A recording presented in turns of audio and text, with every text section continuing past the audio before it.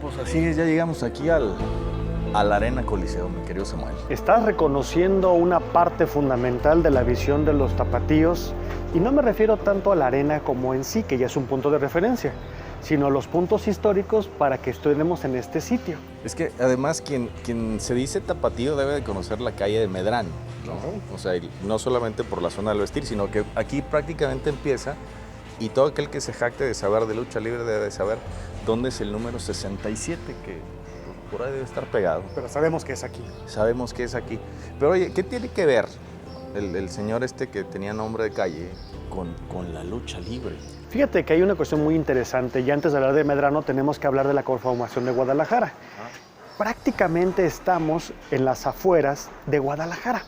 Recuerda que cuando Guadalajara se asienta definitivamente en esta cuarta y última fundación, nos vamos a instalar lo que ahora conoceríamos como Plaza Fundadores. Oye, está atrás del... Espaldas del Teatro Degollado. Más o menos ahí es donde sabemos. Sin embargo, sabemos, gracias a las crónicas, que existía el río que nos dividía.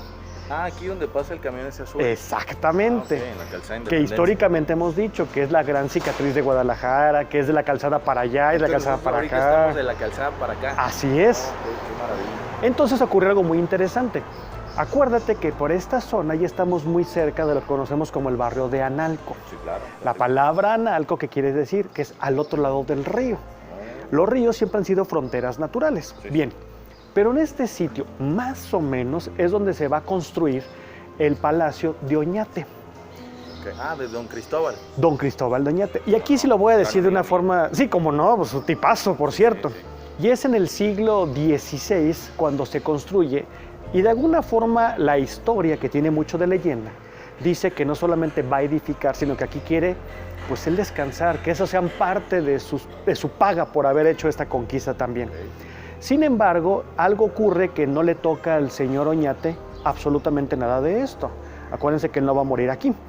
Pero, conforme fue pasando el tiempo, se le comenzó a conocer este espacio como la zona Medrano, el Castillo Medrano, el Palacio Medrano, e inclusive el Palacio del Ahorcado. Caray, ¿cómo que del Ahorcado? Es uno de los nombres que tiene. ¿Por qué? Imagínense esto en esta Guadalajara del siglo XVI. Estamos evidentemente alejados de la ciudad. O sea, para que nos demos una idea, estamos a una cuadra de Revolución, ¿Sí? Estamos a cuadra y media de la calzada, para allá está San Juan de Dios, o sea, estamos ubicados en una zona pues muy popular de Guadalajara. Ya en estos momentos. En la primera cuestión que les mencionaba, pues evidentemente se encontraban a las afueras de la ciudad. Pero aquí algo muy peculiar, mi querido Monos. ¿Qué ocurría directamente con esta ciudad? ¿Cómo íbamos a cruzar el río?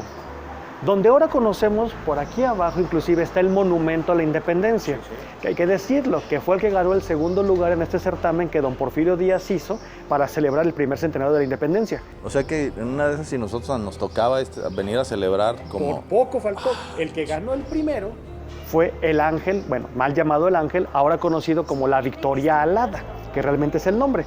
El segundo lugar fue este monumento y nos toca en gracia a nosotros los tapatíos. Pero donde está ahorita ese monumento, ahí existía un puente. Sí. Y ese puente era el que nos conectaba, o uno de los que conectaban a Guadalajara, o sea, de Analco, cómo podías llegar directamente. Bien, a lo largo de la historia de este palacio, ya más o menos como en el siglo XVII, estamos hablando de un 1640, 1650, más o menos, aquí fue sede, habitaciones del oidor, el presidente, lo que podríamos considerar como el presidente de la audiencia. Y él era el responsable aquí no solamente de vivía, sino que también impartía algo de justicia. ¿Por qué? Porque se encontraba relativamente cerca del centro de la ciudad de Guadalajara, pero a la vez estaba independiente. Entonces, aquí hay una serie de leyendas en torno a ello. Una dice, por ejemplo, que es propiamente esta familia, don Francisco, por cierto, se llamaba, que tuvo una hija, insisto, hay mucho de leyenda en todo esto, cuya hija dicen que tiene un problema neuronal, inclusive hablaban ahí de una vendetta por varias cuestiones, y terminan ahorcados aquí. Entonces este sitio va a tener como esta marca de que aquí está maldito, vamos a utilizar la expresión, porque aquí hay un ahorcado, el Palacio del Ahorcado. Conforme va evolucionando la ciudad nos damos cuenta que no solamente es un terreno amplio, sino que además puede servir de una manera muy interesante como mesón. Acuérdense que si estamos a la entrada de Guadalajara había que buscar cómo brindar las condiciones para que la gente pudiera hospedarse y visitar. La vocación de Guadalajara siempre ha sido comercial. Tú mencionaste algo al principio, Medrano se conoce porque hay ropa, porque hay comercio. Una zona de vestir. Exacto. La vocación de Guadalajara siempre fue esa, y hasta la fecha. Seguimos siendo comerciales nosotros. De hecho, de ahí lo del tapatío, ¿no? Es parte de eso, lo que viene de nuestra, de alguna forma, idiosincrasia como tapatíos. Pero aquí hay algo muy interesante, mi querido Monos. Como era zona también paso de arrieros, donde hay paso de arrieros siempre tiene que haber comercio. Lo hemos platicado anteriormente, existen los famosos tianguis, pero también los que conocemos como los baratillos. Y en Guadalajara, el baratillo más grande, todo el mundo lo reconocemos, pero hay baratillos. El baratillo puede ocurrir en cualquier colonia. Pues de hecho yo creo que los martes, que son martes de glamour, que son los domingos familiares, pues aquí tenemos un baratillo de máscaras, un baratillo de botanas, un baratillo de muchas cosas. Hoy no están los 1000% pobres, hoy no están la gente que normalmente viene a una función de lucha y que es un folclore muy especial. Por supuesto. Y en ese folclore que podemos entender, conforme fue evolucionando también nuestra ciudad y que dejó de ser de alguna manera el centro, vamos a decirlo, ya para que se hospedaran los que venían a hacer el comercio en Guadalajara, también este sitio albergó a familias de escasos recursos, como una especie de mega vecindad, que era algo muy común en esta Guadalajara, y no únicamente en Guadalajara, espacios sumamente amplios, sumamente grandes, y que cada habitación alguna familia se la podía apropiar. Entonces vivían avecindados. Okay. Si tú te fijas, por esta zona es muy común que encontremos ciertas vecindades que reflejan esto. Conforme fue evolucionando la ciudad, aquí hay alguna historia que me gustaría precisarles porque pasamos y no sabemos. Resulta que hubo un fulano que la historia dice que le llamábamos Don Miguel Hidalgo. Ah, sí me has conocido. Lo he visto. Creo que sale en un billete que nunca he conocido, pero sale ahí. Me han contado, un saludo al señor Márquez, por cierto, sí, que seguramente él sí los conoce. Sí, claro. No, pues obviamente, ¿verdad? Entonces, por esta calle, insisto, si nosotros camináramos yendo hacia la calzada, nos vamos a topar directamente con el monumento que te decía, sí, a la Independencia, exactamente. Pero por ahí estaba este puente.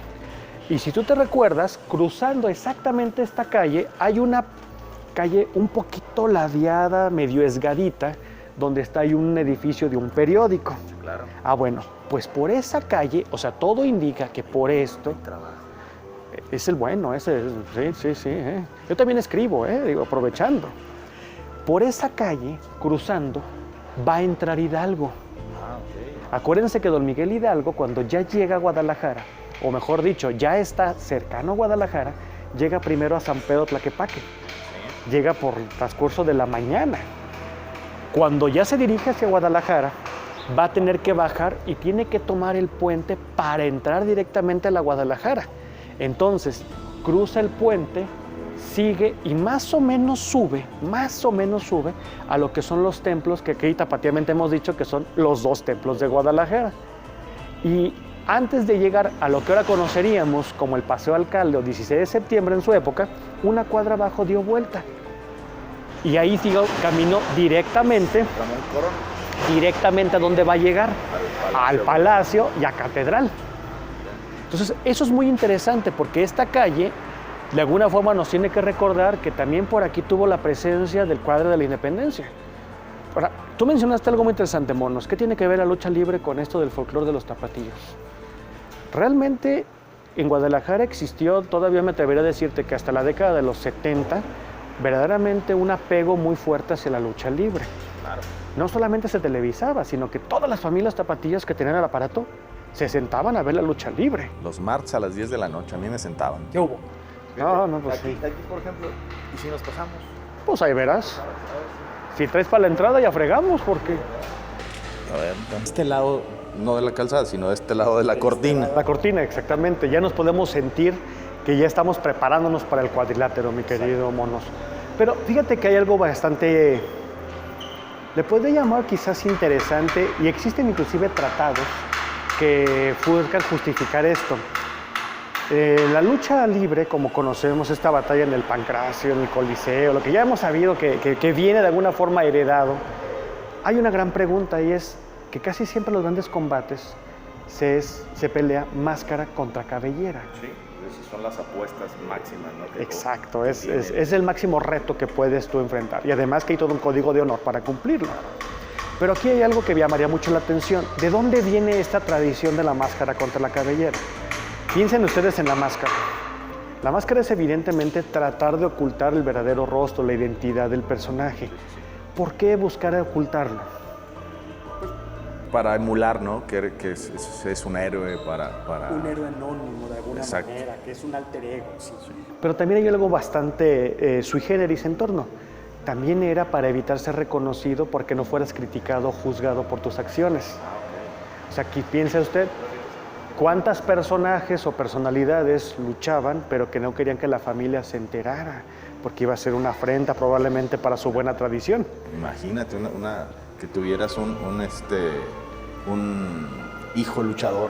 Pues, o sea, no creas que del todo bien visto, ¿verdad? No, pues no. Es algo que desde luego a las familias tradicionales de nuestro México colonial les importaba muchísimo, ¿no? Por completo, y no tanto del colonial hasta la fecha. Si tú te pones a revisar, por ejemplo, los fundadores de ciertas cámaras, como la Cámara de Comercio, la Cámara del Consejo de Industriales, te vas a dar cuenta que muchos de los apellidos, inclusive de los nombres, se van a repetir en la historia. Sí, son muy rimbombantes. Son muy, y van caminando. Pero hay algo muy interesante. ¿Por qué peleaban máscara contra cabellera? Parece ser, y hay una tesis en torno, insisto, es tesis, lo cual puede ser francamente y fácil debatible, que dice que es una permanencia, un recuerdo de los combates prehispánicos.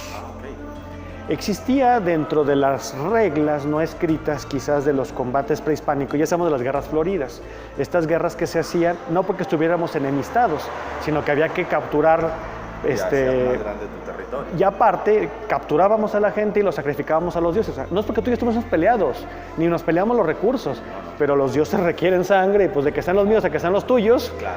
pues es más honroso, ¿verdad? Que sean nosotros, ¿verdad? Entonces, existía una palabra que cada vez se escucha menos, pero todavía en ciertas regiones, al menos de Jalisco, suena. Y era de alguna forma una relación con un chimal. Ya sabemos que la palabra chimal inclusive es escudo, sí, pero se consideraba una variación de este chimal, lo que es una, vamos a decir, el cabello recogido como si usaran un chongo. Dentro de los combates había ciertas reglas no escritas y una era cuando te agarraban del chongo, vamos a decirlo, tú No, tenías yo que ahí- rendirte. No, Yo ahí tú era... hubieras ahí luchado con máscara, por Sí, ejemplo. claro, sí, era... Además, me hubiera visto mejor. No, pero eso estamos de acuerdo. Entonces, al momento de que agarraban de este chongo, tú ya quedabas vencido. O sea, ya, cuate. Ya, o sea, ya no había necesidad de espaldas planas, Pues nada de eso. ya, ahí quedaba. Entonces, por eso de una permanencia, insisto, hay una tesis que antropólogos la han trabajado que dice que esto de pelear máscara contra cabellera viene de estas reminiscencias prehispánicas. ¿Por qué? Porque el cabellera, evidentemente, al momento en que te agarraban, tú ya quedabas rendido. Mira, eso es muy interesante. Hay que apuntársela aquí a nuestros amigos de Layets para que pues tengamos algo más de conocimiento, que la lucha no nada más son catorrazos. No. Tiene un sustento muy interesante. Inclusive hemos tenido luchadores que al menos aquí en Jalisco, en Guadalajara, han hecho toda una escuela y que muchas veces ignoramos por qué tomaron esos nombres. Te decía, por ejemplo, piensa, por ejemplo, en el Huracán Ramírez. Un luchadorazo que además, dicho sea de paso, nunca perdió la máscara. O sea, se retiró y dijo, ya estoy harto de luchar. ¿Saben qué? Nunca nadie tuvo el honor o la astucia de para quitármela. Pues se la quitó, ¿no? Y mostró el rostro después de muchísimos años. Pero él tiene algo literario ahí el asunto, ¿no? Hay una tesis que creo que sí tiene un sustento. Todo parece indicar que él tomó el nombre del Huracán Ramírez en virtud de un personaje muy célebre en el movimiento cristero, en los Altos de Jalisco. Y me refiero al famoso 14.